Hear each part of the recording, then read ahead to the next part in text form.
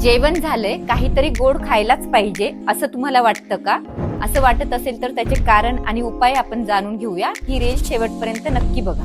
गोड खाण्याची तीव्र इच्छा का होते? जेवणात फक्त भात, ब्रेड, पोहे, कमी प्रोटीन्स आणि फायबर. घाईघाईत जेवण करणे जेणेकरून पोट भरले हे मेंदूपर्यंत पोहोचतच नाही. B12, मॅग्नेशियम, कॅल्शियमची कमतरता भासते. प्रोसेस फूड, स्ट्रेस, अपुरी झोप किंवा पाणी कमी पिणे या सर्व गोष्टींमुळे सुद्धा गोड खाण्याची इच्छा होते. मग गोड खाण्यावर कंट्रोल कसा ठेवायचा? तर आता सर्वात आधी जेवणात प्रोटीन आणि फायबर्स वाढवा. ताक किंवा गुळाचा छोटा तुकडा तुम्ही जेवणानंतर घेऊ शकता.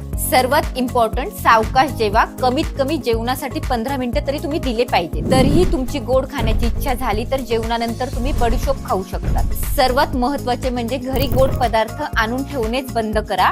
समोर दिसले नाही तर गोड खाण्याची इच्छाच होणार नाही. गोडावर नियंत्रण म्हणजेच गोड आयुष्याची सुरुवात. अशाच डाएट टिप्स साठी आम्हाला फॉलो करा.